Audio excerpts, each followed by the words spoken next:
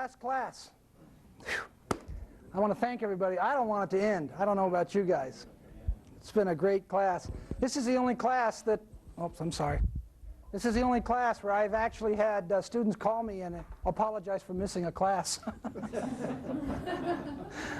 It's been a lot of fun. It really has.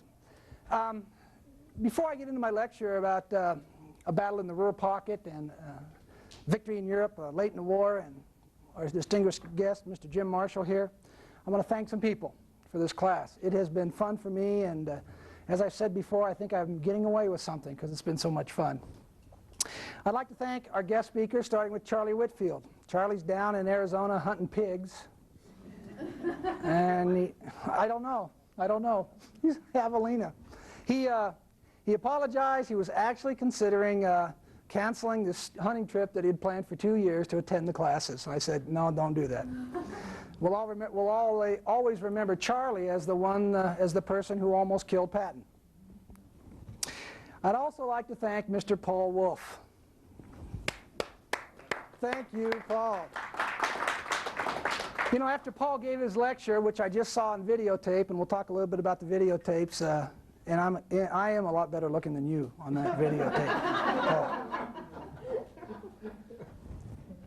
Paul has to be, you know, when you think about what Paul went through and is holding that log of yours, your diary, that piece of history in your hands, and to think about where you were and what happened to you, you must have been one of the luckiest sailors. You were just in the right place at the right time at a very dangerous time. To arrive at December 6th instead of December 7th in Pearl Harbor. For your ship to be out to sea and hung up on December 6th and not able to pull in. To get assigned to the Enterprise instead of the Arizona. Then to end up 4 years in combat in the Navy on both sides of the world. It was a great experiences, and thank you for sharing them with us. Dave Thatcher was our third guest. Remember Dave?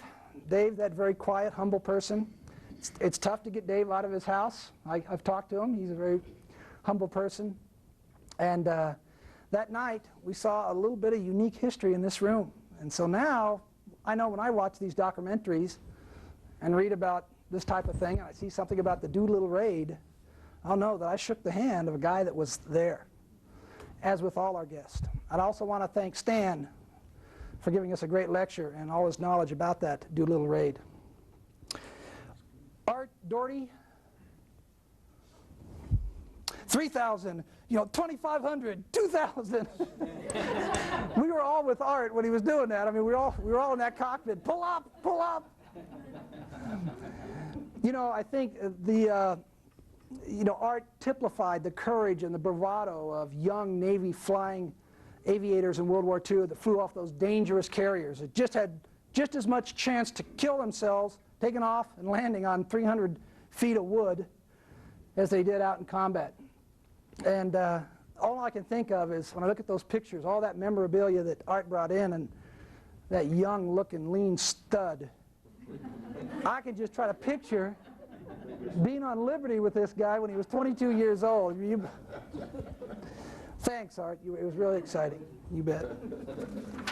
Tonight we talk, or Jim talks to us, Jim Marshall. Jim Marshall is another humble Montana boy from Columbus, Montana, and who, like our other guest, but Jim probably more so than anyone, came very close to making that ultimate sacrifice. Jim will talk to us later on. Got some more thanks I'd like to thank. Once again, I'd like to thank our resident expert, Stan Cohen from Pictorial Histories Publishing Company. Stan was a resource for me. He opened up his shop. You guys ought to go down there and bug him where his publishing thing is. He's got some neat stuff, all kinds of pictures, and I want to thank you, Stan. And you want to make your announcement? He has an interesting announcement today. March the 12th, which is Thursday night, the Museum of Mountain Flying, which I'm president of, and the Rocky Mountain Military History Museum, which I'm on the board, but I can't remember the name of the organization. We're co-sponsoring a free lecture by Jerry Crandall from Hamilton. He just moved up here a year ago from Arizona, and he's one of the foremost aviation artists in the country. And mainly he does Luftwaffe paintings, but He's going to bring up some of his prints and talk about chasing Russian aces from World War II over in Moscow and other places, and the trouble he got into trying to get the signatures on his prints. And it's free. It's at the library in the big room. It's 7 o'clock, and there's only 100 seats, and we're going to advertise it hopefully pretty heavy. So City Library? City Library. So I think it'd be an interesting night. So if you want to come, come early, because first come, first served seats. I'll be there. March 12th. When did the tickets go on sale? It's free now. It's free. Oh, Free. I'm sorry. But for you, we'll charge you. Marines, you know. Yeah. 7 and we have to be out of there by 9, so it's 2 hours, 7 to 9. Yeah. March 12th. It'll be in the paper, hopefully. Thanks. March 12th. Okay. Thanks again, Stan. I'd also like to give another special thanks to Paul for sitting in and batting for Art when Art had to reschedule and had to take off for a death in the family there. Thanks again for that. You know, we had to twist your arm, but now we can't get rid of you now. You're here every week.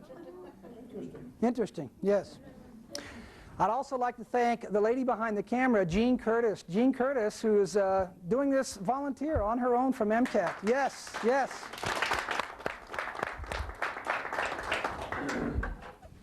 Jean has been working hard, and I've just seen the tape of Paul.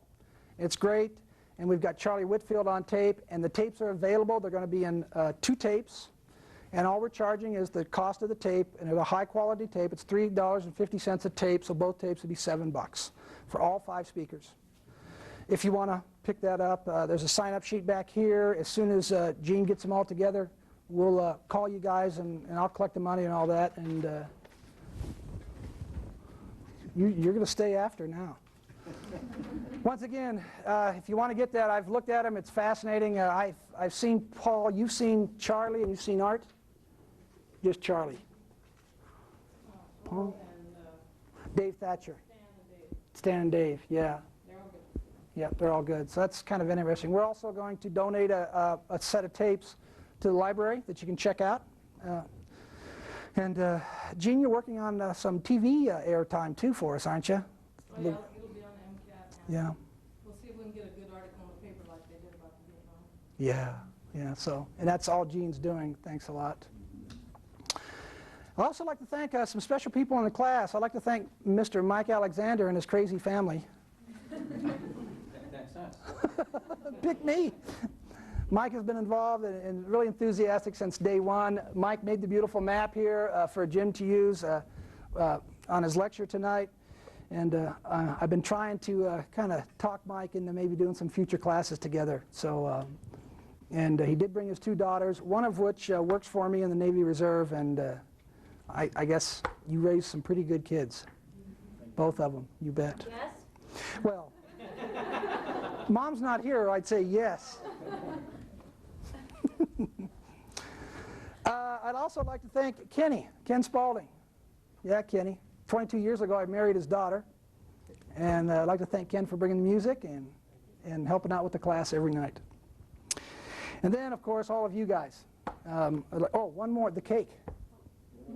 And oh, man. Thanks for bringing the cake. Yeah, well, you were sure woofing it down there. You didn't.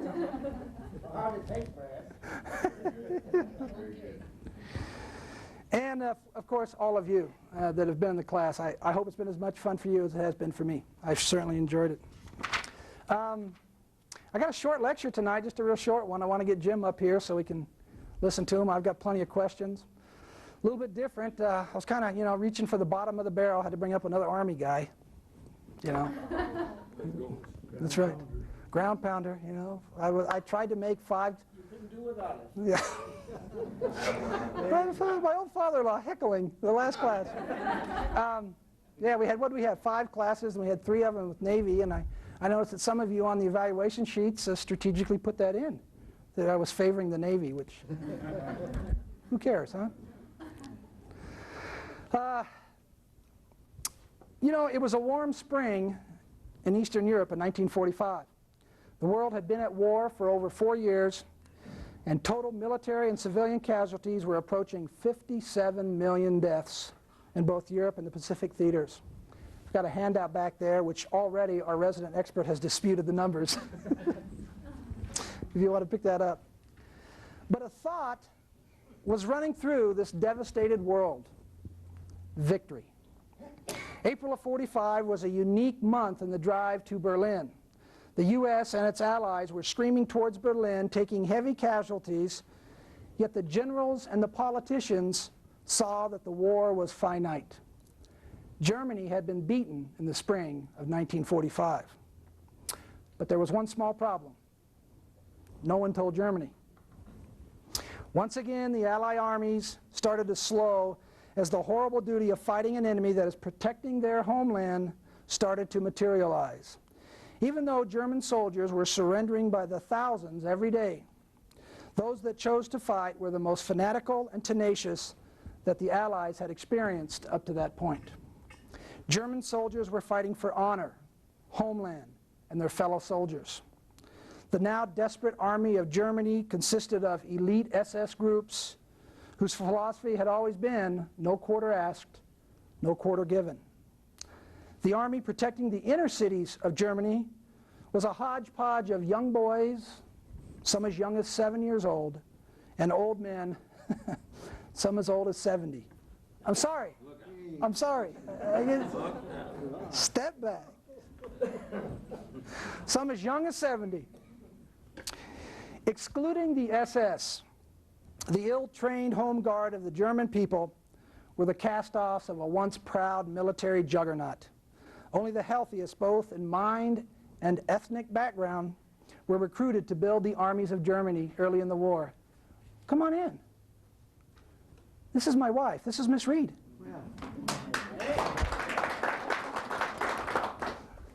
Aren't you supposed to be at some kid's function somewhere? Oh, right. Yeah, where are the kids? Grandpa's here, Mom's here. Women were encouraged to have many sons for the fatherland, as long as both parents were, quote, pure and not contaminated by non-German blood. The inner cities of Germany were protected by idealistic young boys and patriotic old men.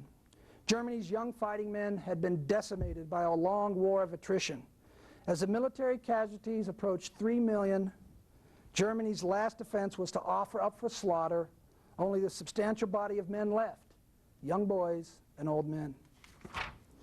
The military casualty was just one lesson that Germany would have to learn from. The civilian casualties were approaching 3,800,000, with incessant bombing from both west and east. The spring months of 1945 were a time when the civilian population was surviving literally from bombing raid to bombing raid. With millions of Germany's young men killed and untold generations of sons and daughters lost, the German people still struggled with the ideological concept of victory over the Allies. Hitler still believed, even as shells and small arms fire could be heard from his bunker, that the German people would rise up and miraculously regroup and push the Allied invaders from their sacred fatherland.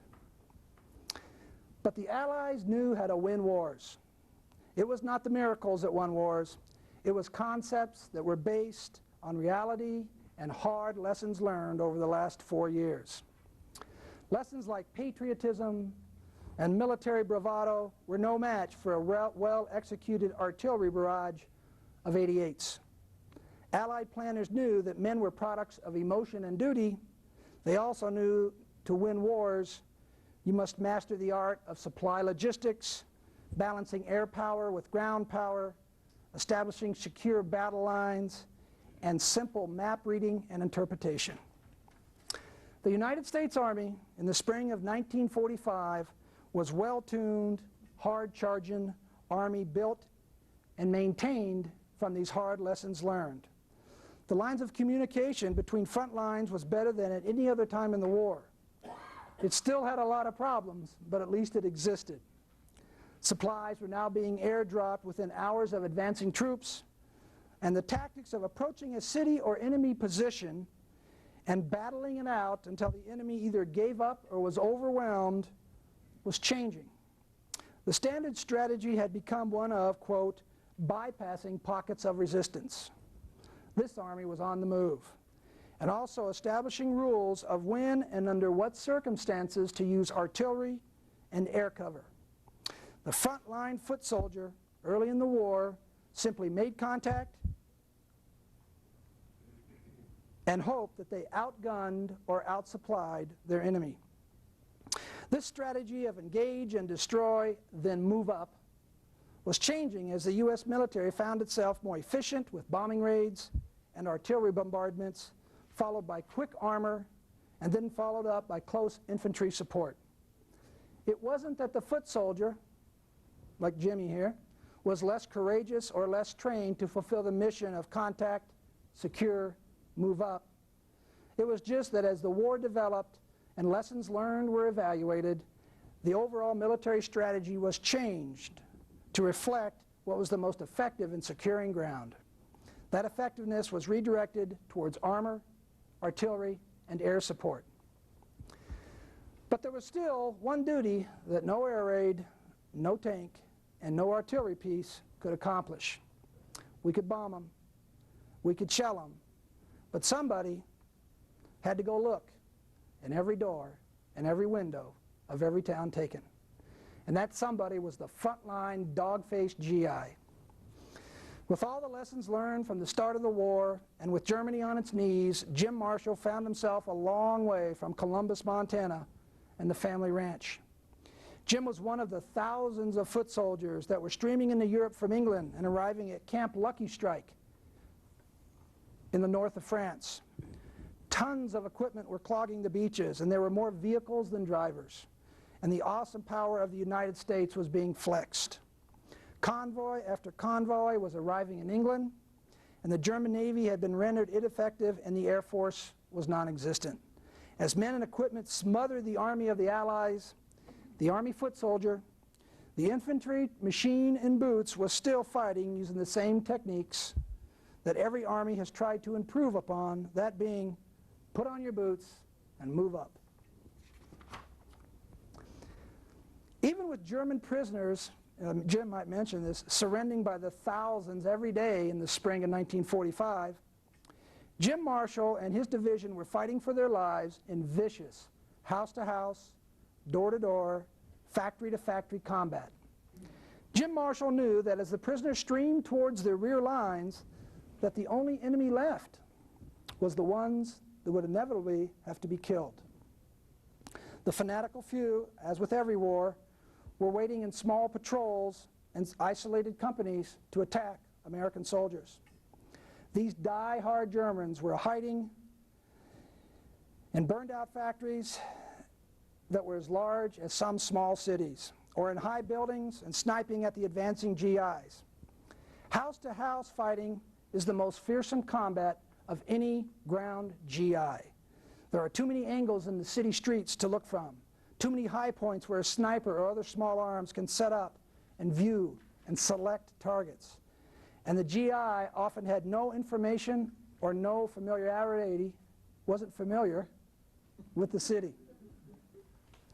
Picture yourself entering a big city like Seattle. You have no experience on what street or canal or subway or town, where they go, where all the buildings are above you and they're all looking down, where hundreds of upper story windows are looking, waiting. Was that a movement in the window? Did you see it? Which one? Which one? Which one? It is impossible to describe the feeling of building-to-building combat that Jim Marshall and his fellow GIs experienced. Even though GIs like Jim were involved in rural, field-type combat situation, the surreal atmosphere of fighting in house-to-house and building-to-building affected these combat veterans for the rest of their lives. When Jim entered the country around Pilsen, Czechoslovakia, the Allied advance had been put in hyperdrive. The Allies smelled the blood of Berlin, and the race was on. As the competing armies scored giant gains in mileage charging towards Berlin, battles were fought on several borders in Germany. History shows that even though the casualty rate of the foot soldier in the spring of 1945 was one of the highest in the war, these battles were often back-page news compared to Patton versus Monty and the race to Berlin. Newspapers showed tens of thousands of German prisoners walking down the streets of the defeated towns of Europe. And the war news was shifting the goals and hopes of winning the war now raging in the Pacific. Life on the Eastern Front of Europe was not back-page news for Jim Marshall. Jim Marshall's life on April 25th, 1945 was about to change. And to quote a humble Jim, it was a busy day. By the end of that busy day, Jim lay wounded with a bullet through his pelvis. Darkness was approaching, and the shadows were moving. I can't help but realize that every spring around April, we're getting there, maybe in the third week, Mr. Marshall thinks about old wars, friends that are lost, and friends that were made, and how thankful this country is for men like Jim, who without hesitation or political correctness sacrifice so that others may live a life conceived in happiness. What would the world be like today without the courage and sacrifices of the thousands of the Jim Marshalls during the war? I'd like to introduce Jim Marshall here in a minute, but first I'd like to give him one of Stan's books, the one we're going to call our guest speakers. On behalf of being our guest, Jim, thanks very much. Very good. We took Art's back after his. Before I introduce Jim and I have a special little bond. It's kind of unique. 13 years ago, I was hired by the school district, and this is the guy that I replaced. Jim retired, and that's how we came to know each other. And I'd like to thank Jim for the job. My mortgage company would like to thank Jim and my wife. But Jim's got a special story and some experiences to relate to us about combat in Eastern Europe in 1945. Let's give a big round of applause for Jim Marshall.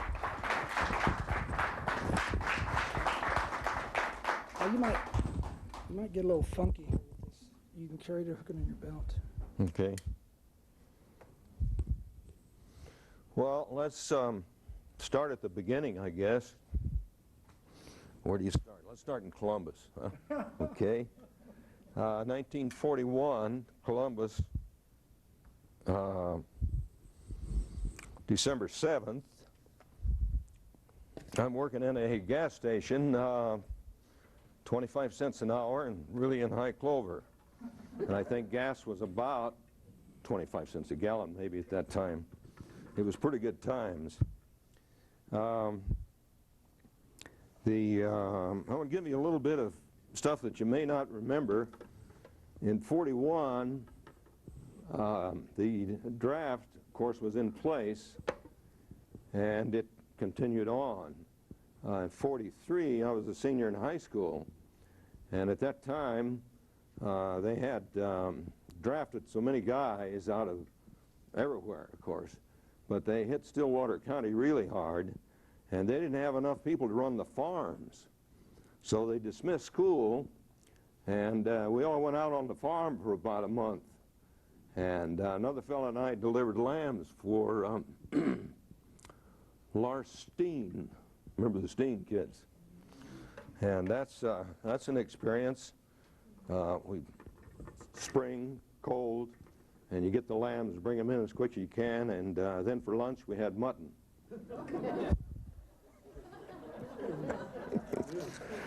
But that was an experience. Also at that time, you'll remember probably the war bonds.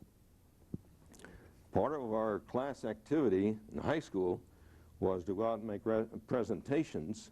We'd go to the Elks Lodge, the Odd Fellows, and various places, and we'd take a band and some of the chorus members that you could round up, and you go out to those places. And one of the places we went to, I remember, was up to the Bimbo Mowat mine, and the mines there were one of the main producers of chrome and some other materials that were really needed in the war effort. So this is kind of a patriotic shot up there. And so we go up there and preach to the miners how they should buy the war bonds.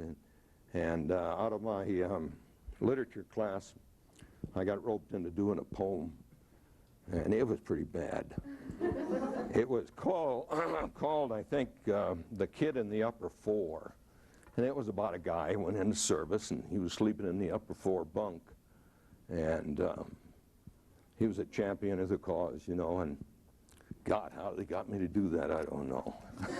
It was bad. But anyhow, that was a little of the stuff that was going on at that time. I had made effort, as many other people did, to try to get into your chosen branch of service. So I had signed up for the Air Force and knew that the draft board was breathing on everybody. Many of the kids that had graduated prior to my senior year were coming back to high school, 42, 43, spending all day in the library trying to bone up to pass entrance exam for some of the academies. And many of them did, and got there before the draft call hit them. But 43, graduation in May, and the next day after graduation, you get your draft notice, and you're on the way.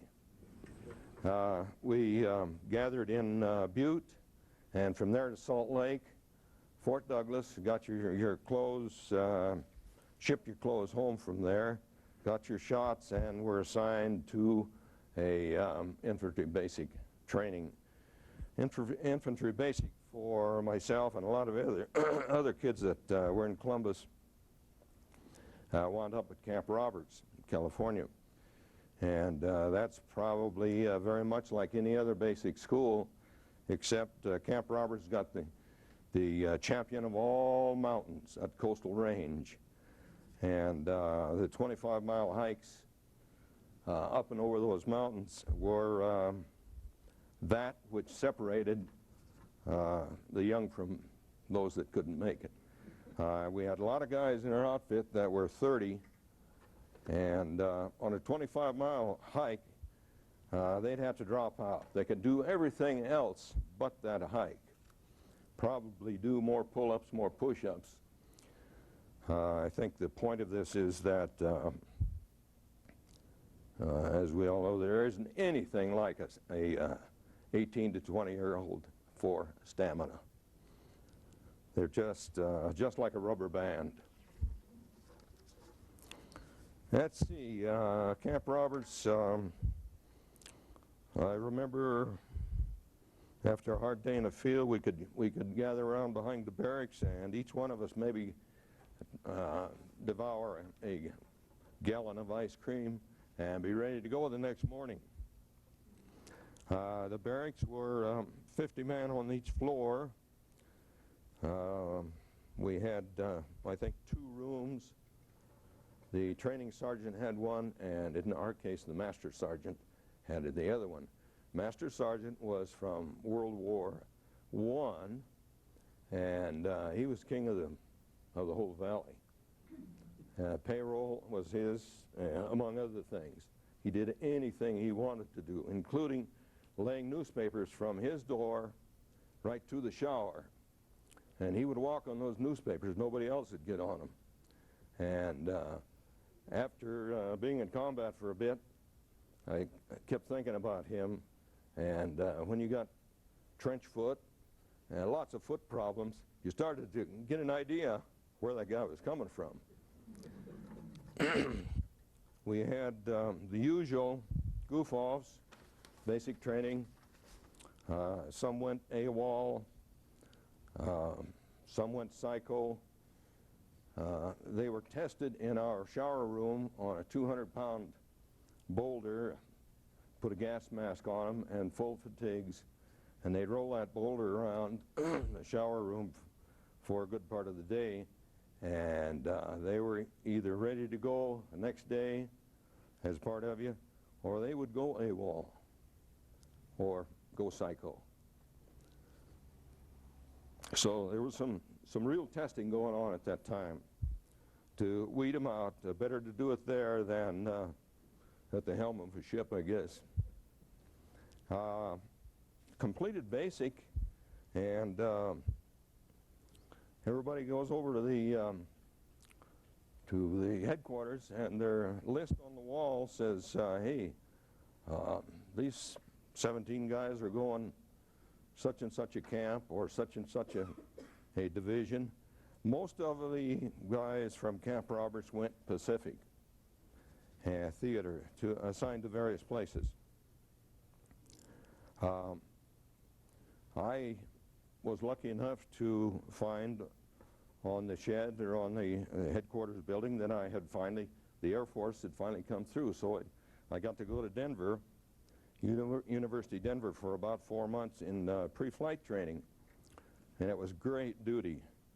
White sheets every day and inspection every hour, that type thing. But it was good. We spent 4 months there, and about that time the Belgian Balls took place. And there were, the best I can recall here is about 100,000 guys that were in those various programs. And those 100,000, almost all of them had been infantry, artillery. I roomed with a guy that came out of the 10th Light Mountain Division, and he spent his 17 months chasing mules around Colorado. They were carrying artillery at that time with mules. I haven't been able to find him since. I know he got through the war, but I think he went right to Italy for the 10th Light with their mules. So everybody that had a former MO, they got right back to it. And of course, I was a rifleman, so we got back into the ground pounding, and that at this time they were reactivating the 97th Division, which had served time in World War I, but of course deactivated, and they got it back in gear in 43, generating a new division, which was to go into reserve for the troops that were on the front line, or not Europe and, of course, the Pacific Theater. All of our activity, once the 97th was put together, was pointed towards the Pacific. All of our training and whatnot was jungle type thing. Was all amphibious type training. We caught the 97th out of University of Denver, caught the division at Fort Leonard Wood, Missouri. Anybody been there? It's Rolla, St. James, Springfield, and Kansas City. Those were pretty good leave towns at that time. Pine Tree beer, I remember, was 3.2, and you could just drink a gallon of it, never feel it, we thought. From there, Fort Leonard Wood went on to Camp San Luis Obispo, California, and for starting some landings, amphibious work. Moved on to Camp Cook, which is now Vandenberg Air Force Base.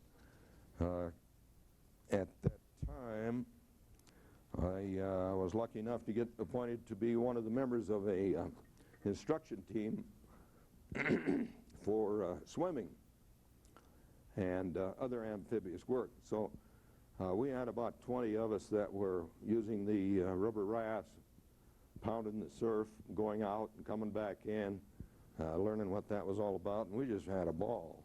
Everybody burnt their hide off pretty much, but it was a great duty. And from that, we were then assigned to get all of the rest of the division so that they could swim. And I think we did that. Those that couldn't swim didn't go much farther. And of the training at that time, we had transport ships, full size, and one of the exercises was to jump off of it with a light pack and a rifle. And the first experiments with that was fine, but the helmet would just about jerk your head off when it hit the water.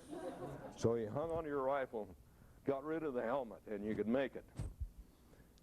From there on, we made beach landings. Some of the places you remember as, well, we're in and out of Morro Bay quite a bit. Pismo Beach was a heck of a playground. And San Clemente Island, we moved on down to, I think it's Camp Kellen in October of '44.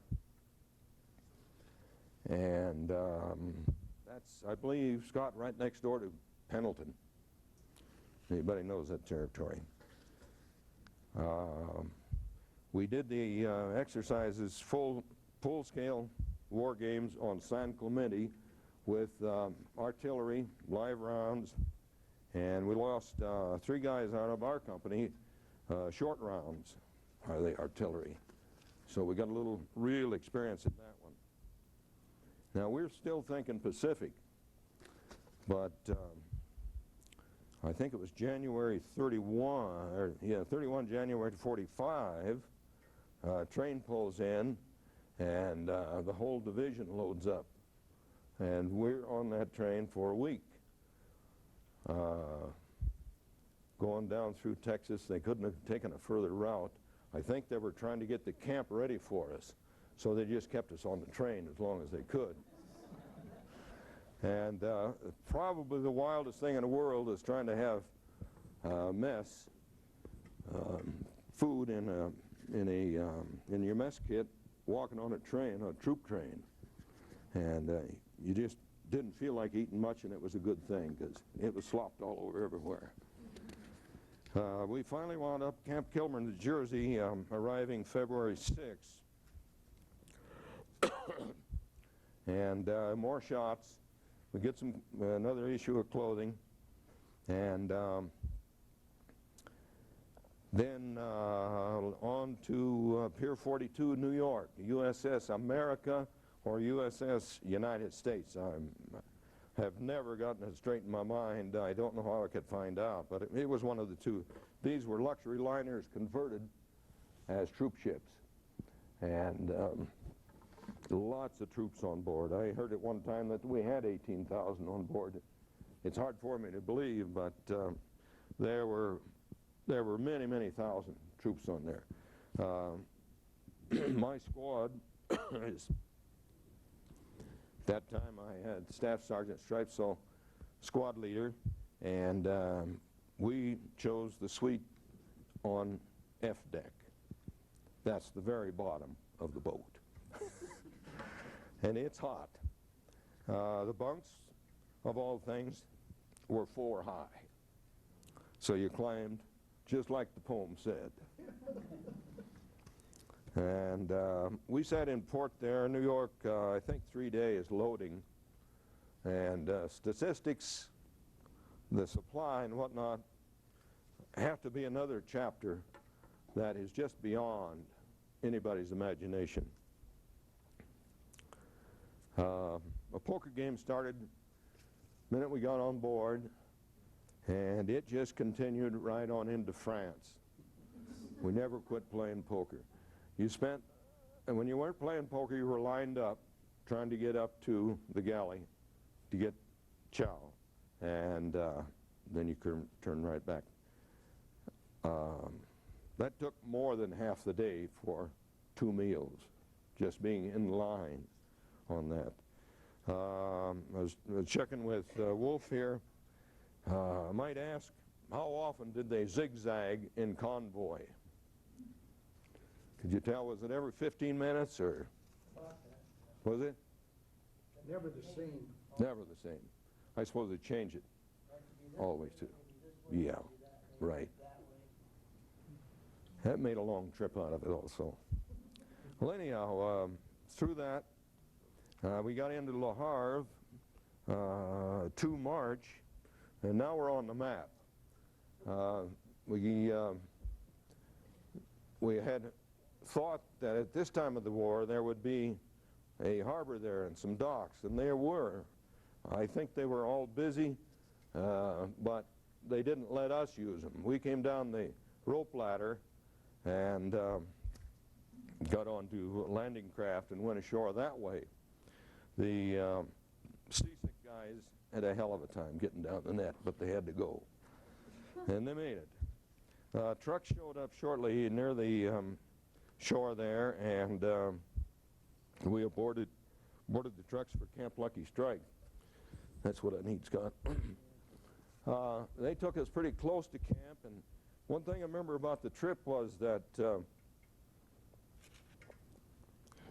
evidently it had been a wet winter, and it was really muddy, and the roads were all laid with the airfield interlacing, what do they call that stuff?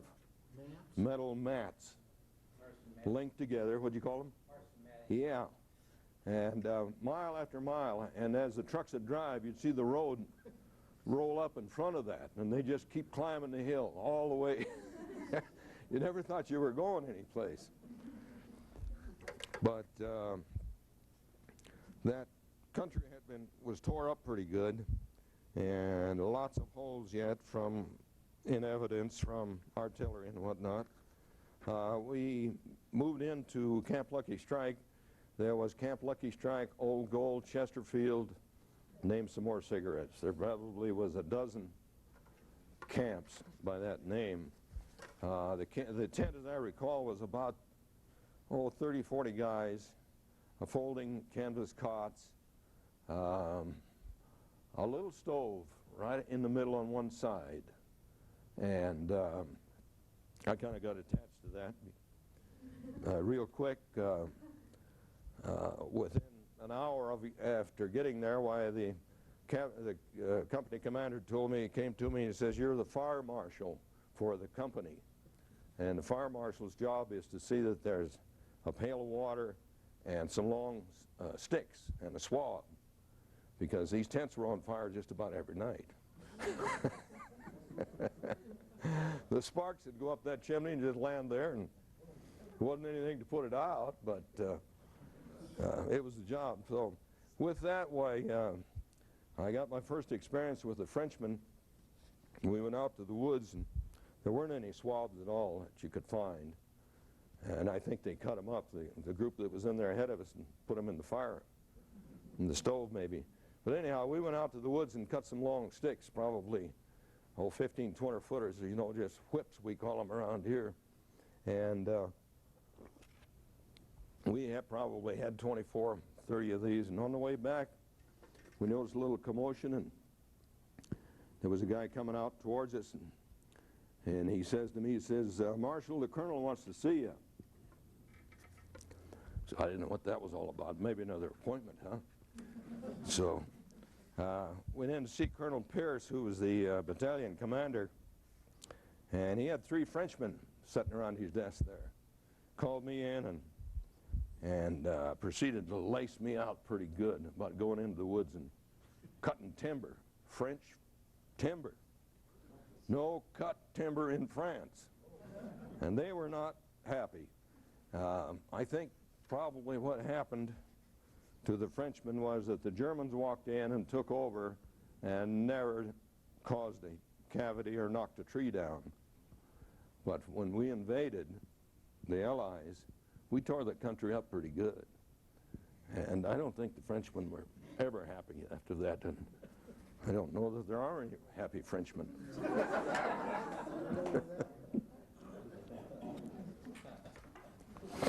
Well, anyhow, in the tents, poker game is still going. And by that time we were issued the funny money. Nobody knew how much money they had. It was just a handful, you bet. It made a little difference.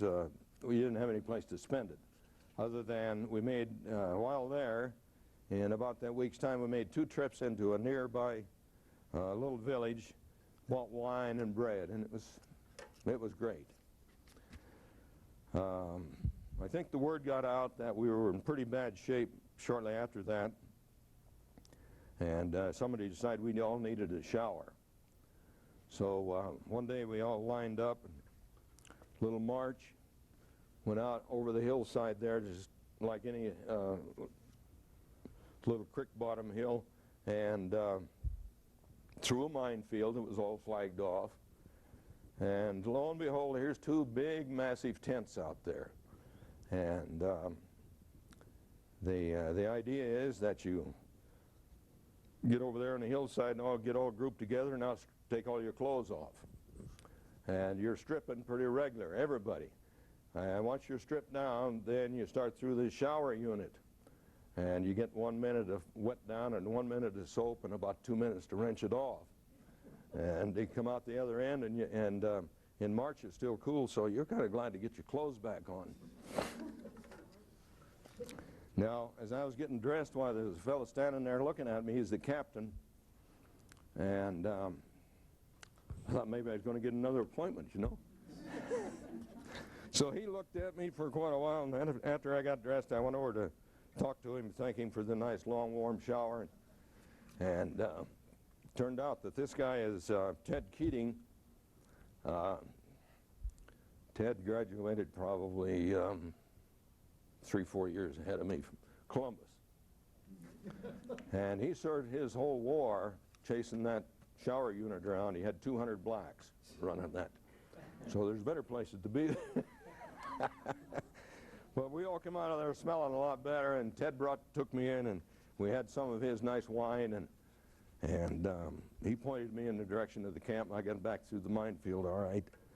That's pretty good duty right there. From there on, the situation changed pretty fast. I got another nice appointment. I think there were 6 of us loaded up on a truck and headed on out across France over towards Germany. And we were the advance billet party. We're trying to find room for the company. I think there were probably several of these groups that went out about that time, getting preparatory, moving the division up. And we got into a little town, looked pretty good. Looked like it had a fountain right in the middle of the town, picturesque, pretty badly tore up, but there were some buildings there yet, and in most every town there's what we call the Burgermeister. And the Burgermeister is the mayor, and you go see him to get anything done. And our total English language at that time was Sloffen and Matrotzi, and that meant sleeping mattress. And he understood. So he knew what we were after, and we found several buildings that still had a roof, and you'd stay fairly dry in them. So as far as we were concerned, we're ready for the company to move on up. Now, I missed one little part here that was impressive to me. This advance party, when we got off the trucks, we hadn't marched or hiked more than half a mile, and we got into a little town, and we stayed there the first night. There was an outfit in there with some trucks and whatnot, and they were grave registrars. And at that time, they were still hauling in frozen bodies. So you get your education pretty quick, that type thing. They were bringing them in and checking the dog tags and doing all the paperwork on it. One day was enough there, so we moved on right away. When you say you moved up, how many miles would that be, roughly? Well, I would guess in that one would be 3 or 4 miles to the next little town part. Towns are very, very close together. You don't know when you leave one and get to the next one. And we just kind of picked out one where there was some decent buildings left in it. Now, once you get there, why, it isn't very long until the company arrives, and And then it's typical guard duty, securing the perimeter, and for the most part, confusion really starts, because nobody knows where they are or where they're going. And at our level, we never see a map. Squads, maybe the company level, company commander and his lieutenants would see the maps, but squads don't get that far. We just get pointed in a direction, you know. We are in the area now, April 2, 45, in Kirkhaven, Buell, Bond area. And that's on your map there. That's, as I recall, Buell's on one little part of Bond, and on one side of the river, of the Rhine. Other towns at that time were Königswinter, Holzar. All of these are south of the Sig River, and near the south bank of the Rhine, I think it is. Yeah. The Sig River runs into the Rhine and does kind of a loop in there. Now, some of my marking on there maybe covered up Sigburg as our action starts. There's a circle around it on the map, if you can see it. That's Sigburg, and that's where we get our first action. We get word that we're going to do a river crossing, and that the engineers are dumping the boats in an area where we can find them. Well, we take off nice and early one morning in trucks and get to the wooded area and then try to find the boats. Well, they had deposited the boats probably a half a mile from the river. So we had to carry those on through the woods and get them in position. Everything's going pretty good, I guess. Our 303rd Infantry Combat Team was composed of infantry and artillery. And the artillery was there, and we saw that they were in place, and they were test firing once in a while. Everything is go. We're supposed to be in reserve, and as a confusion, typical situation, the reserve unit is now the lead unit in the crossing. So the artillery is laying down pretty good fire, and lots of smoke, so you really don't see what you're getting into. I visualize that river as being perhaps about like the Clark Fork at Higgins Avenue, center of town. Maybe not quite that wide, but high in the spring. And this is about 5 o'clock we're supposed to kick off. Well, that doesn't go either. It's about 6 o'clock before we really get to go. The artillery had started and stopped, and smoke blew away, so they had to bring in more smoke. Typical situation. We all grabbed the boats. I don't know how many boats there were at all, but there were about 8-man boats, fairly shallow metal boats, and 4 on each side. And the river, the edge of the river is muddy for a long, long ways. And we're slipping and sliding, falling down, finally get to the water and get in and start paddling. One guy doesn't get in the boat. He hangs onto the back of it all the way across. It's a little cold. And there's incoming fire and lots of overhead firing. And as we get near to the shore, we see that there's a 4-story building right in front of us. I think I would have chosen another spot. And we're taking fire from that, German troops in there. We didn't take any hits in our boat, but there were casualties floating downstream coming from above, so probably we were in a sector where they were not shooting direct at us. And artillery really did keep them quite busy. Once you hit the shore, there's a lot of rubble there from artillery, and the footing is pretty good. But now you're right up against that building, so you got to go left or right. And everybody did one or the other, and that's the last time I saw my squad for 3 days. And I went left, they went right. There were some with me, but 3 evidently went the other way, and 2 I never did see again. So whether they were casualty or just kept right on going, I don't know. And replacements start very fast. That night, you just kind of hunker in around the buildings as best you can, and maybe get inside. But the next morning, it's fun and games, because you start doing this house to house, and most of these buildings are two floors, and most with a gable roof. But the snipers like to get up in that gable in a dormer, and that's where you'll find them. Generally went in pairs, teams, or 2 guys, and 2 on this side of the hall, 2 on the other side of the hall, and just kick the doors in and run them out if there's anybody in there. I found real quick that you cannot slam the butt of an M1 against the door without some problem, because it'll fire. I damn near got my buddy with that.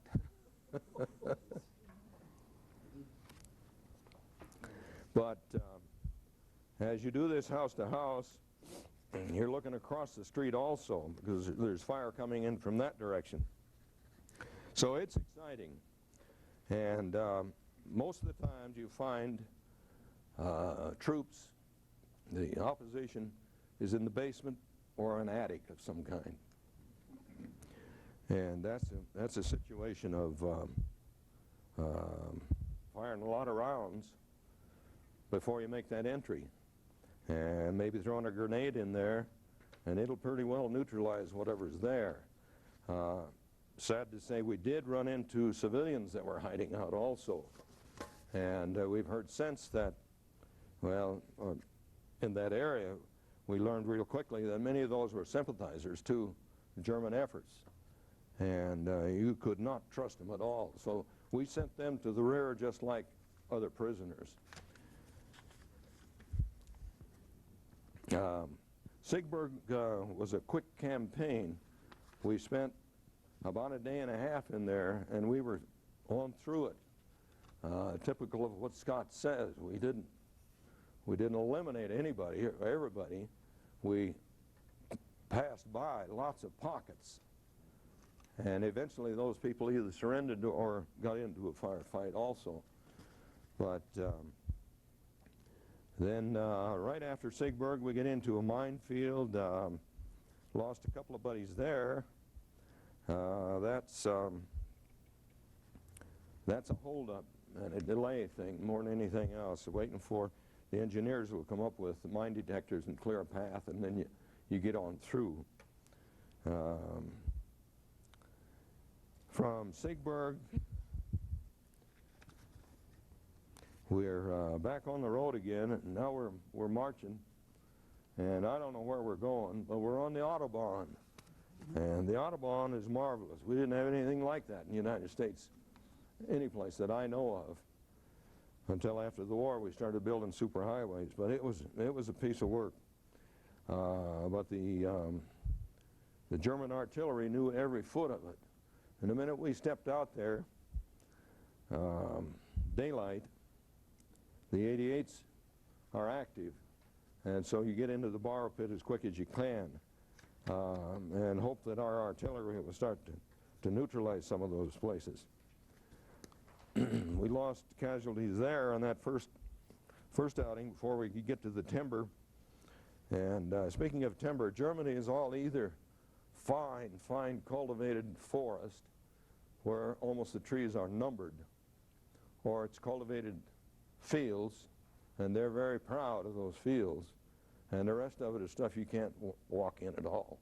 I mean, it's steep, or it's rugged and rocky, and so they're using everything there. So they know pretty well where you're going to go. You're either in the woods, on the Audubon, and if they got you in the open, that's beautiful for them, you know. Our mortar fire did a good job in laying out a track in the front of us, and those mortars will also open up a minefield area where you can get through.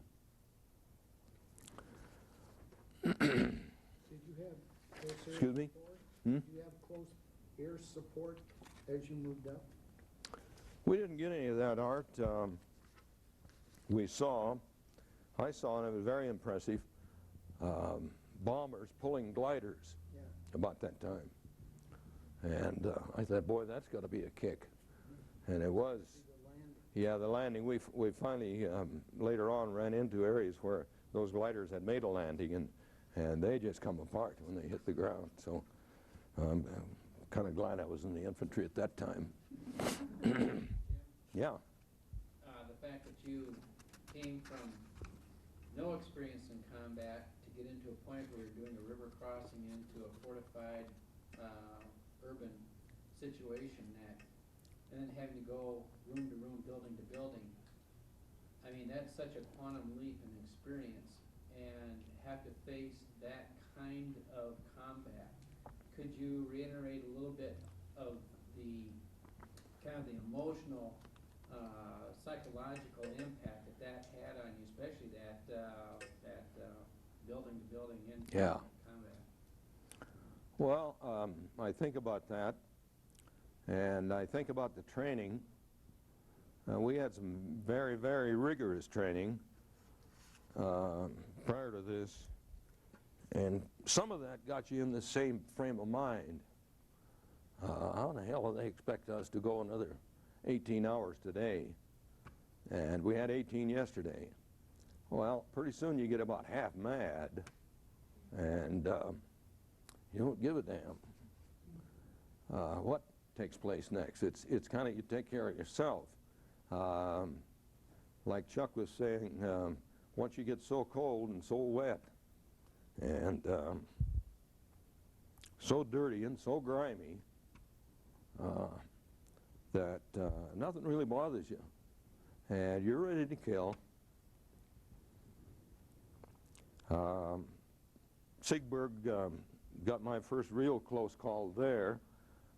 We had gone through the houses, spent a night in a room, and got up the next morning, stepped across the street, I did, stepped into a doorway, and the sandstone kind of exploded right in my face. And there's incoming fire from a building which was right behind the one we slept in. And lo and behold, after the guys, everybody hunkers down and try to find out where it comes from, and pretty soon somebody picks up a movement, and there's SS troopers in this building right behind where we slept. And that happened several nights to where we would be within 1 or 2 rooms of the opposition. Sir? Yeah, when you mentioned Siegburg, you said that your buddies went left and you went to the right, and you didn't see them for 3 days. What did you do? Did you connect up with another squad? Well, I thought I was the only one who knew where I was, see? And they had joined another company or another squad until they could get direction as to where their unit was. What did you do for the 3 days that you didn't? Well, you just assume they're missing, but you don't know. Who did you connect up with? Just go to the platoon leader and report that I've only got 6 guys left. And pretty soon 3 more show up. And it's kind of a nice reunion when they show up. They've had a lot of fun too, you know, wherever they went. Did you have rocket launchers? We had a bazooka. You have bazooka? Yeah. Could you drop them in up there at the second level of these houses as you? I never saw it used, Art. As a matter of fact, there was a kid carrying a bazooka in our platoon, and he got so damn tired of carrying it that he just left it someplace. Well, I mean, Yeah, clear out the inside of the room. yeah. Most of ours was with a hand grenade. Oh, grenades. And that worked the best for us, yeah. Let's see, that sandstone exploded there in front of me, and so they poured some fire into that building, and pretty soon those guys are ready to surrender. And that's our first prisoners. And I got a nice watch from one of them, and I got a nice pencil, mechanical pencil, 4 colors of lead, and I'd never seen anything like that before. But man, I'm taking notes now. I made a notebook out of some cardboard and some tissue paper, and I pretty well knew every squad member and where he was after that. But I was taking pretty good notes as to where we were at that time too. So at one time I had a good log, but it didn't get back with me.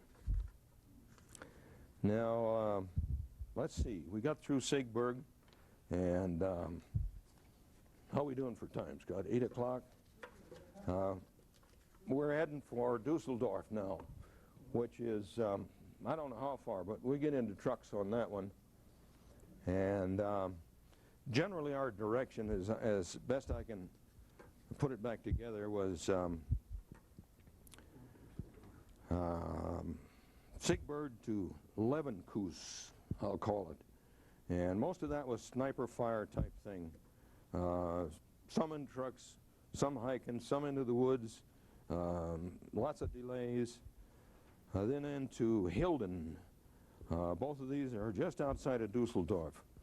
I think our general route had been Strasbourg, Luxembourg, Liège,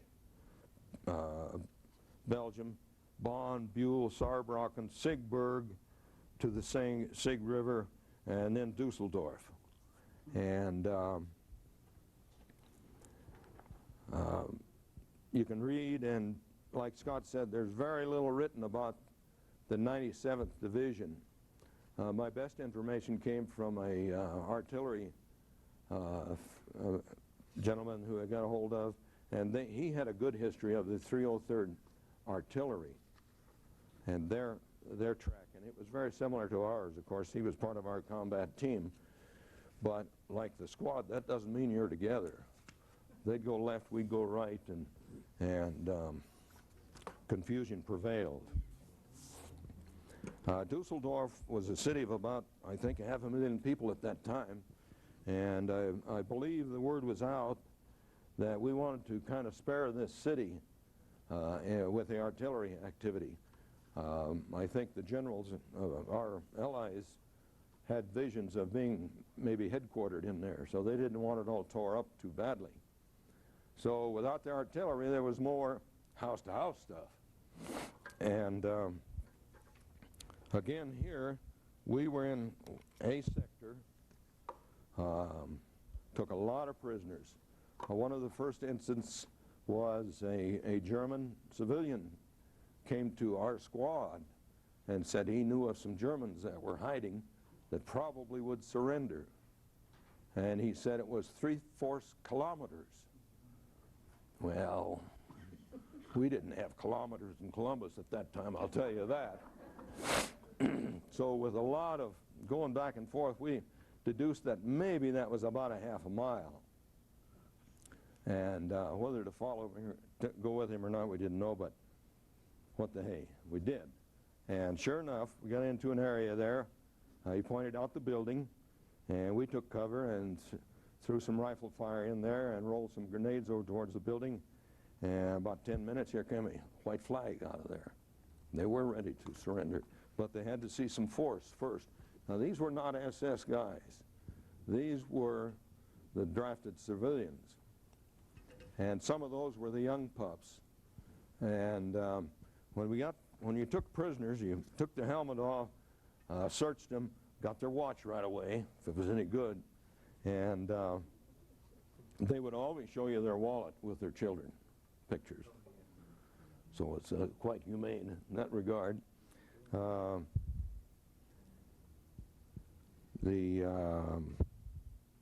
remember our German there, kaput, alles kaput, and which in effect was capitulate, surrender. How we said it, I don't know. They probably didn't understand what we were saying.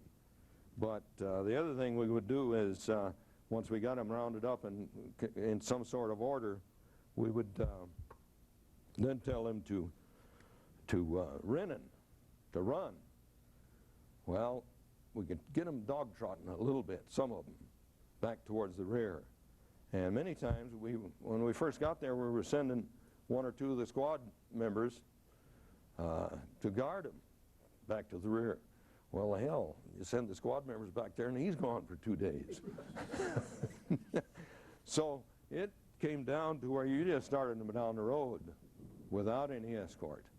And you don't know where they went. And we probably got in civilian clothes and came right back to visit you the next day, you know.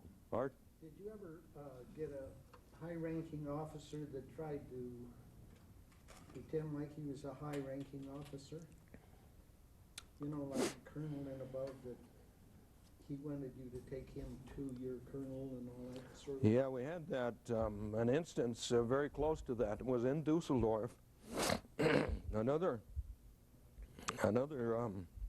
civilian came to, not me, came to the 33rd Artillery and says, there is a garrison, the story goes, that would like to surrender. And there was a general there. General. But he's not going to surrender to anybody lesser. Yeah. Yeah. That's what And I don't know that we ever got a general, but we did get, I think it was Colonel Pierce. He rounded up all the lunch trucks and the ammo trucks and part of the Red Ball Express, who was carrying supplies, and they formed a convoy, and they circled the wagons around this garrison as a show of strength. And then the colonel and a couple of the other aides walked over towards the building and negotiated a surrender, and it was a hell of a bunch of guys. Among them, a German general. You know.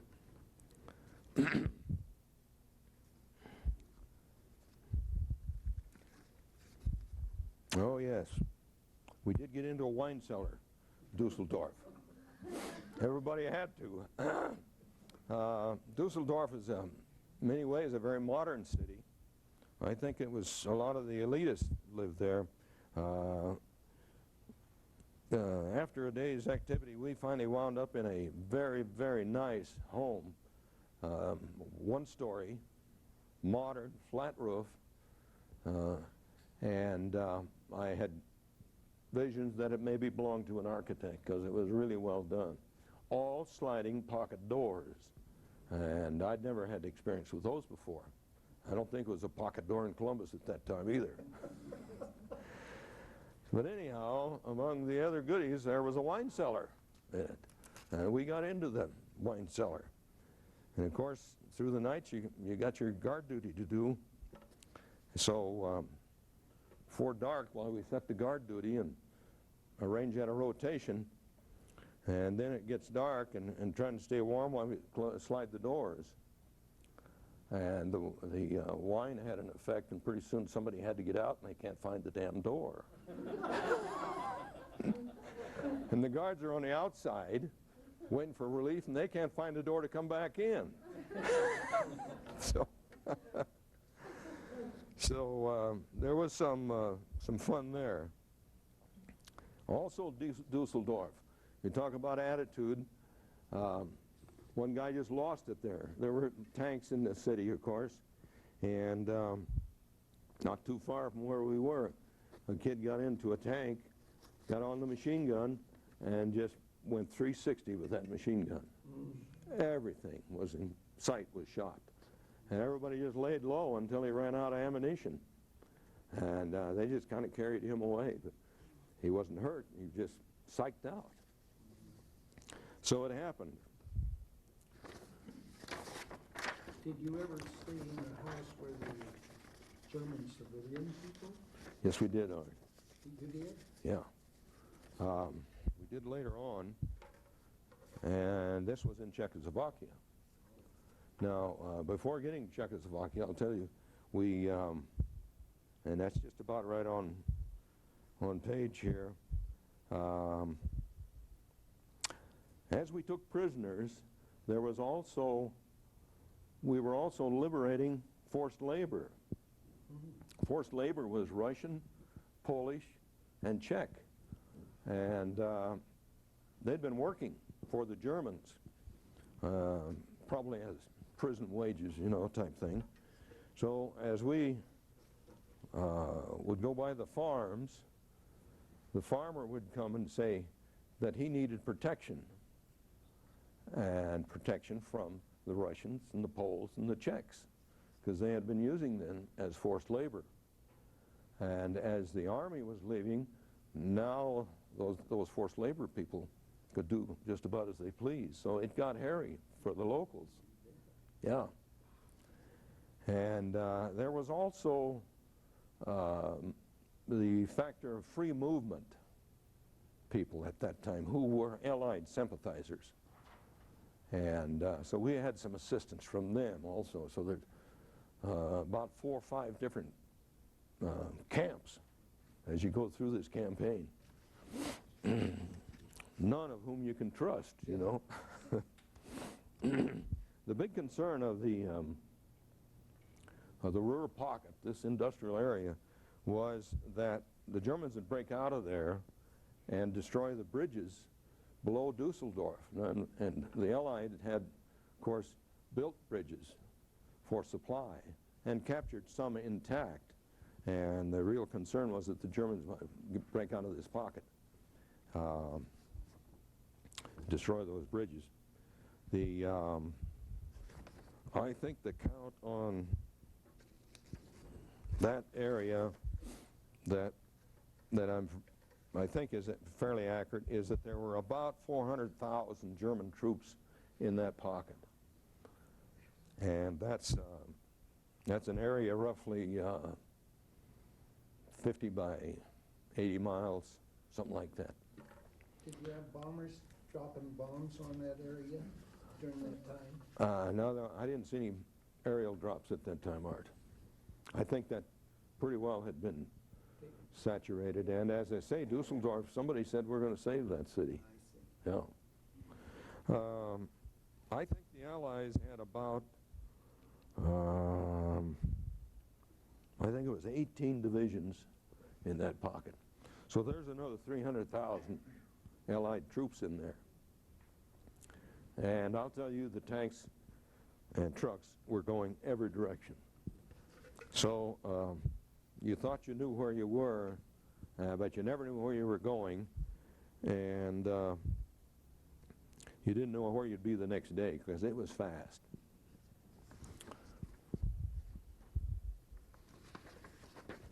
Okay.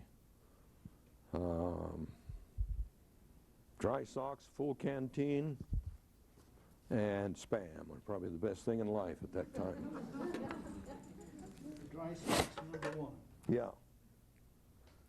I don't know where we learned that lesson, but everybody carried 6, 8 pair of socks with them. Okay, where are we time-wise here? Time of the year. We're around 6th to the 18th of April, and particular time I'm not real sure of. I remember at about this time we were on a hike down the Audubon again, and the word passed back by mouth that Roosevelt had died. So I believe that date was 12 April. Is that right?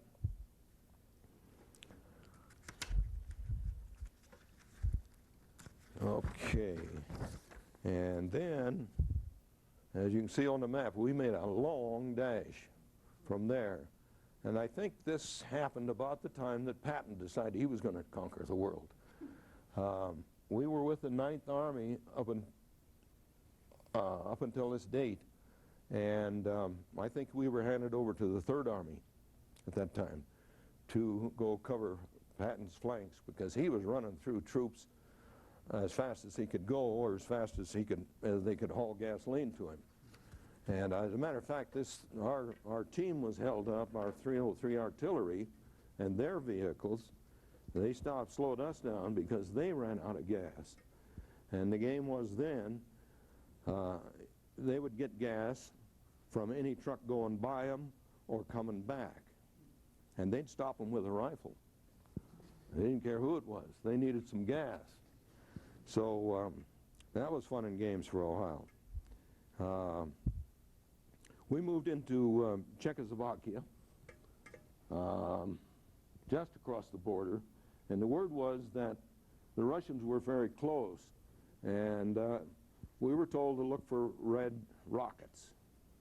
We'd been in Czechoslovakia probably the second day, and we saw the red rockets, but they were behind us. So we'd overlapped each other, and confusion as normal. The situation in Czechoslovakia was like moving into rural Montana. We had a farm about every mile or two apart, and they had assigned about a squad to each ranch house.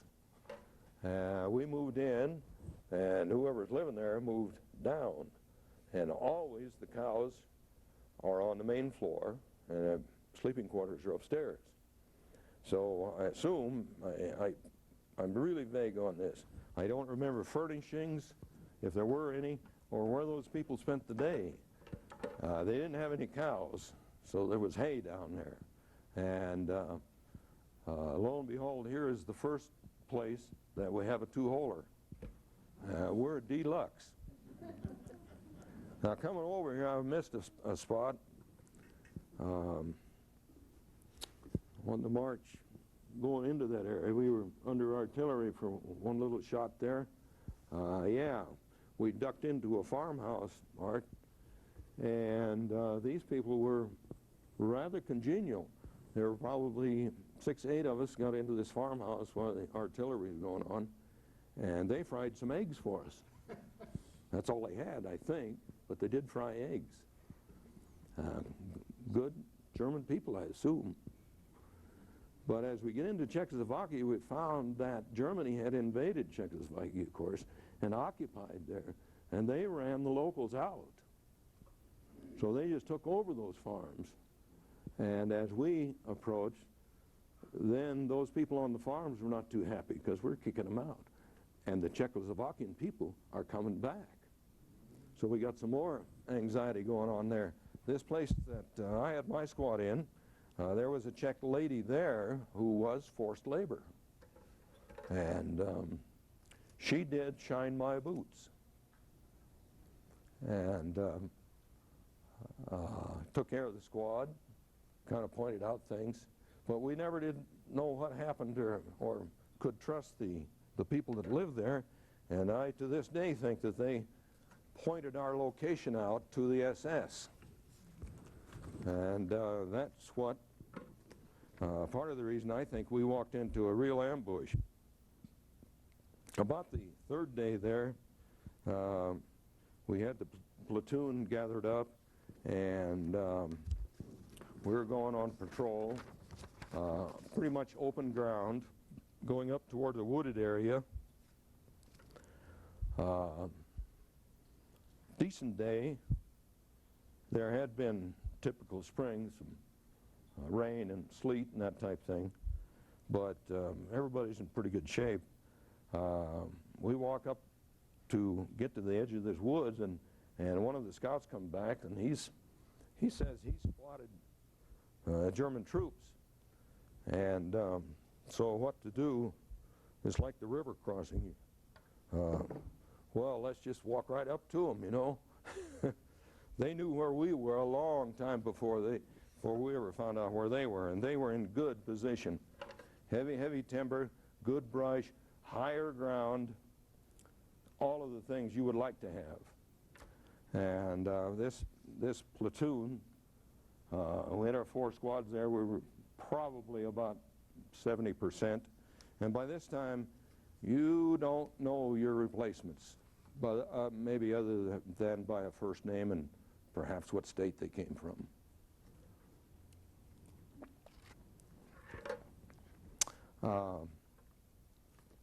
I was got another appointment. My squad was selected to go out along this road, trees about every 10 yards apart, about 10-inch in diameter, and the road kind of leads up towards the timber. We had marched out there, I think there were 7 of us at the time. We'd gone out there probably 100 yards, and they opened up on us. And the dirt, with automatic fire, it kicked dirt all over me. I'm sure that there were 6 or 8 shells or slugs hit the ground right in front of me, and the kid that was in front of me also.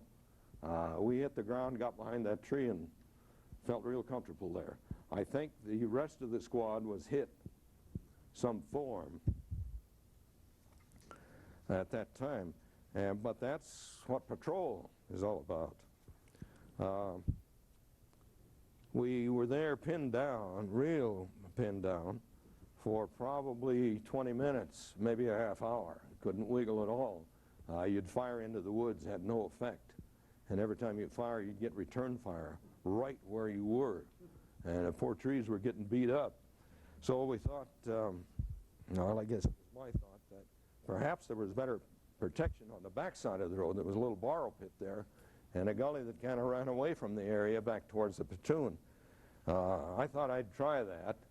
And so those that were able were laying some fire down. I made my run, and I got hit right away, just as I got to the borrow pit. And when you get hit with a, I don't know, it's probably 30 caliber, and I'm running also, it's like a sledgehammer, and you fly through the air. Rifle is gone, and you land in a heap, and you feel like you're vibrating. Perhaps that shock, I don't know. Not a whole lot of pain at that time. You kind of gather in your thoughts, and I got myself squared around to where I could look, and I was in a depression where I was safe enough for any other fire. I couldn't account for any of the rest of the squad at all. Now we're in there about probably 3 in the afternoon, I'd say, 2 to 3, something like that. Lots of fire going on, and I get myself gathered up enough to where I start to holler at the lieutenant, the rest of the squad, and I says, come on in behind him, come in behind him, trying to get some relief. And he hollers back, he says, we can't, we're pinned down. So they got us cold. We are pinned down. That's what it amounts to. And I don't know what happened to the rest of the platoon out of that, but there were many, many casualties. Towards dark, we finally got some artillery in there, and I think the Germans just moved out because they knew it was coming in there. But prior to leaving, little humane thing, 2 of those Germans came out of the woods, walked down that road, and of course it was near dusk, dark. I didn't see the first 2 coming, and probably in mostly shock at that time. But they bypassed me after taking the rifle, and I had removed my cartridge belt and canteen. I used the water, but they picked up the belt and the rifle. And later on I heard 2 shots, so I assumed that they had eliminated some of the other wounded, which was not unheard of. Later that night, about 10, 11 o'clock, real dark, why, the Jeeps showed up. Like Charlie said, the cat eyes. Jeeps ran with very, very little tiny lights on the front of them. And the part of the platoon that had survived came out to pick us up. They loaded 2 of us on stretchers, and on the hood of a Jeep, you're strapped on there and taken on back. My recall is not very much after that. I don't ever remember getting into a tent.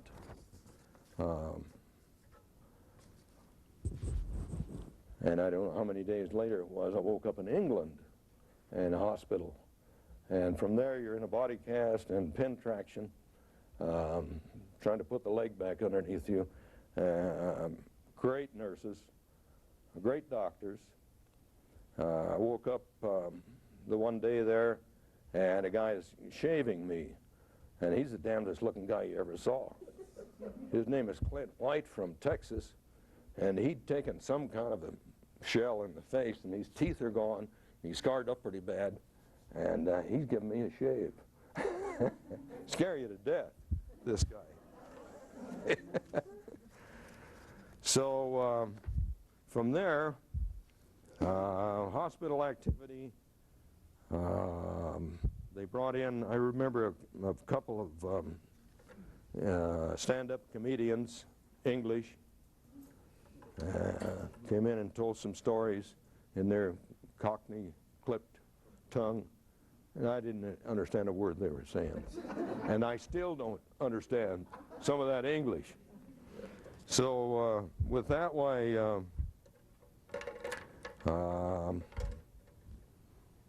I think we were there probably about a month in England, and then they loaded us on troop ships that were hospital ships, and you're back to the States. Not too slow going this time. Yes, Scott? Jim, you know, you were, what, 6, 7 hours in that ditch there. Why didn't you bleed to death? Oh, I missed part of the story. First 2 Germans came by, and about an hour later, 2 more came by, and they were corpsmen, German. And they put a compress on. I got a jacket from somebody, I don't know, and did a pretty nice number for me there. Didn't speak English. Yeah. Oh, they spoke English? Yeah. I said cold, and they got me a jacket. Damn. Yeah. So, well, I don't know, Scott. Obviously, the artery wasn't hit. Yeah. Where were you hit, Jim? Just a minute. The bullet went in this side, and miracles of miracles came out this side, broke the pelvic ring, but Didn't explode? no. Just Yeah. armor piercing. The only explosion, of course, is when it hit the bone and came on out, you know. Yeah. And we were encountering what we thought was all automatic fire. So, and I can't believe that that it had to be a sniper shot rather than a machine gun, I think. How long did it take you to recuperate? Excuse me? How long did you recuperate back here? I was 10 months getting back on my feet on that. That was, we hit New York. I remember going over the George Washington Bridge to Walter Reed Hospital.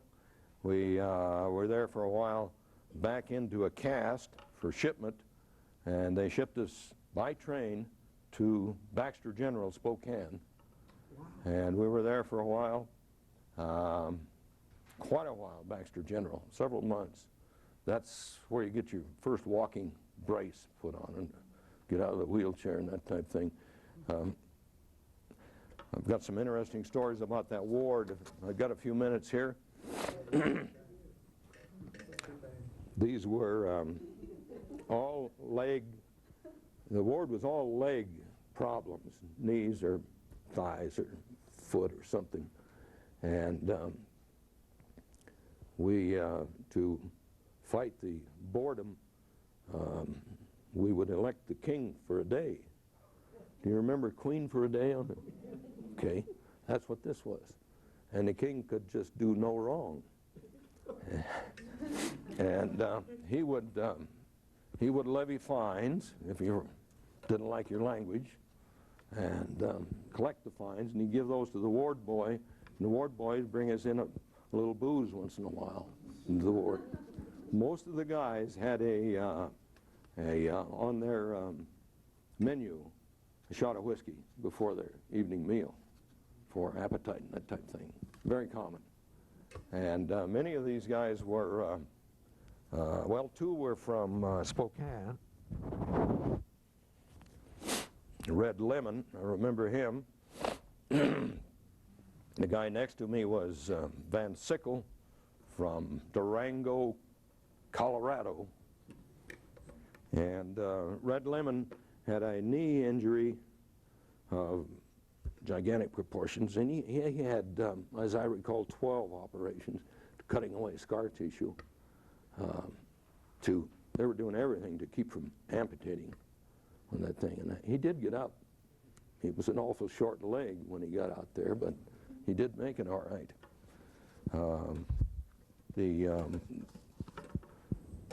Baxter General to Fort Lewis for more therapy, and was eventually, when January, I think, was discharged Fort Lewis.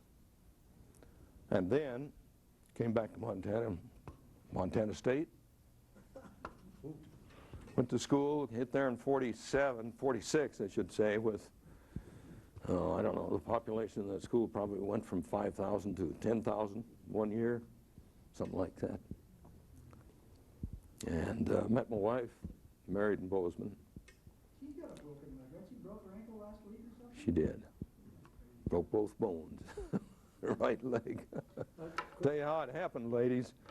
Could your parents and that come and visit you over there in Spokane? Yeah. Had several good visits in Spokane. If you're carrying your purse on the floor of the car when you're driving, as you do, you throw the purse over on the passenger side. Or I'm driving, so Ruth sets her purse down beside her in the passenger side, and we're up to the field house to buy a ticket to the Lady Grizz, and she throws her right leg out of the car, and the toe goes through that shoulder strap, and her foot never hits the ground, but she does. You got 2 broken bones. And I've talked to other people where that purse strap is kind of dangerous. Hey, Jim? Yeah.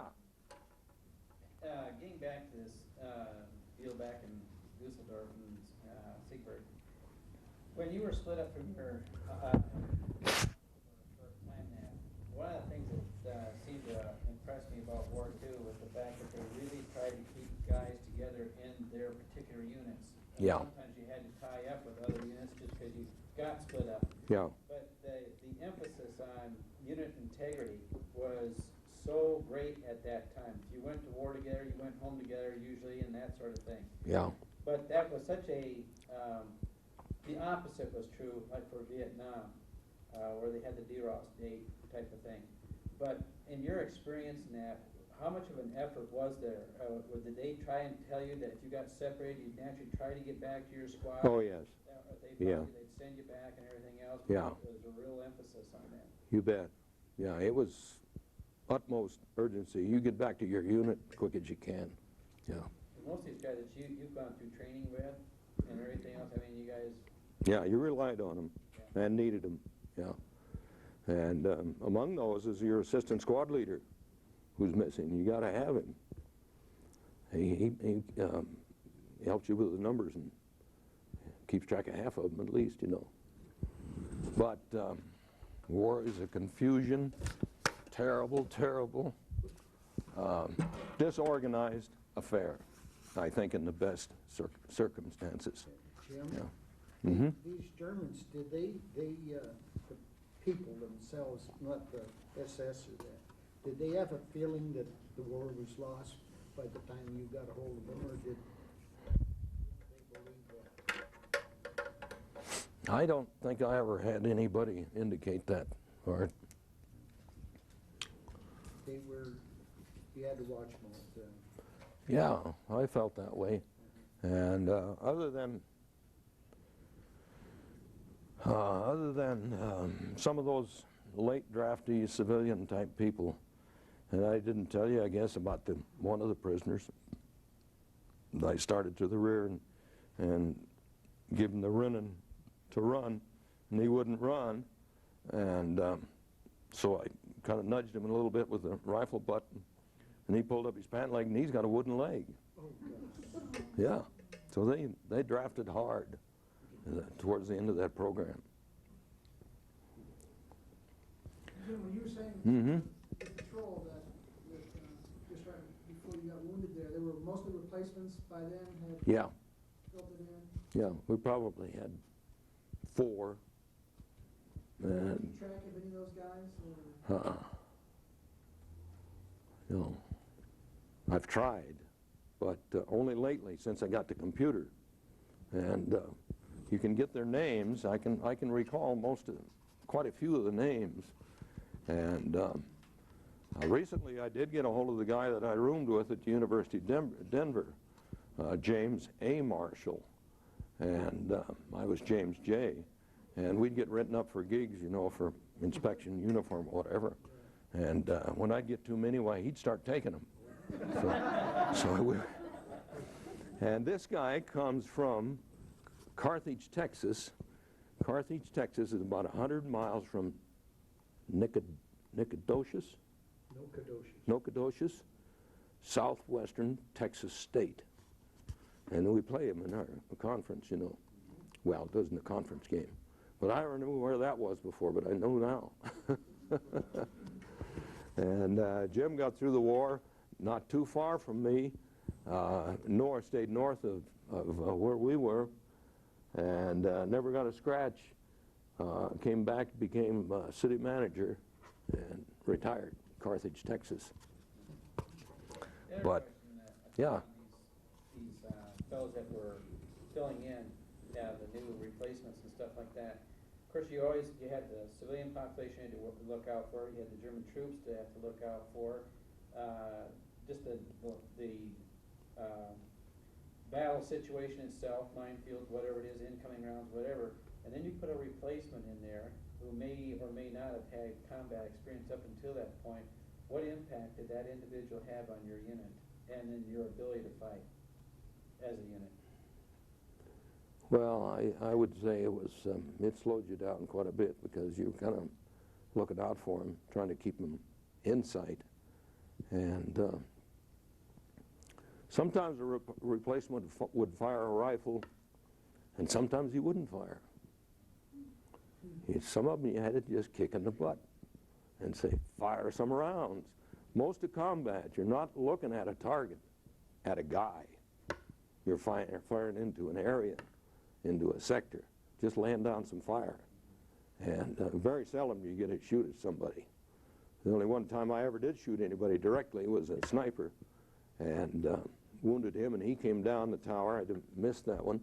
He came down the tower with a white flag and ready to surrender, and we started to walk over to him. And we got within about 20 yards, and fire opened up, and he had, I think, 8 foxholes below that tower. Troopers in there. So you have a little luck once in a while. Yeah. Any other? Mm-hmm. How did you get from Dusseldorf to Czechoslovakia real quick?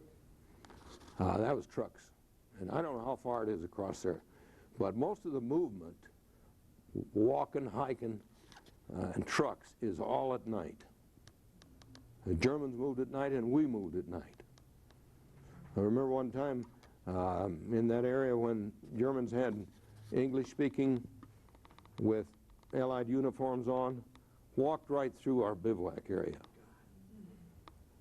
And the only reason we knew it, well, they got caught later, but they had clean uniforms, and they smelled different.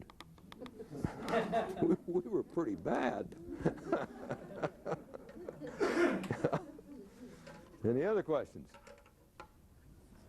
Any thoughts or comparisons between German weapons and American weapons?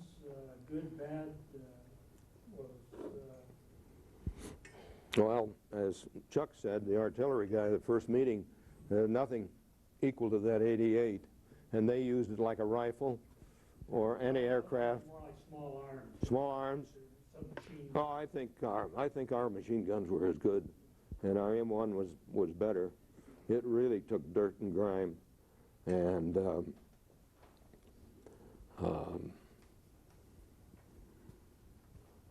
I would guess that Our artillery was just outnumbered in the 155. That's probably the biggest fright I ever had was artillery. And we were marching a night move again, and going along the edge of what I thought maybe was a dike in the dark, and all of a sudden a row of 155s opened up, and it'll knock you off your feet when they all fire at the same time. And that's fright, I'll tell you, if you don't know they're there. And the artillery guys like to do that. They had their targets all zeroed in, and I don't know what it was. Instead of firing bingo, bingo, bingo, they just like to let it all go at once. And it's a show, I'm sure. Did you ever suffer shortages, particularly of ammunition, and if so, did you ever find out what the reason was? That you got so far in advance of your supply lines or anything? I never ran out of ammo. The supply was real good, I would say that, both water and rations. The weak link was the sleeping bag. It never got there. So you got in the building, got some protection, and you're cold most every night. The thing that you missed most probably was that shower. And Bring home a Luger? I had Luger, had a sword, and I think when that first two Germans came by there, they took 3 of my very best watches. They were German watches, they just took them back, you know. Yeah. No, when you get wounded, you lose everything. Anything that you had in a duffel bag, any place, is gone. It doesn't come back to you. So I lost my nice pencil and my nice notebook, and so it goes. It didn't happen when you went over there either, you know. Anything else? Well, I thank you for the time.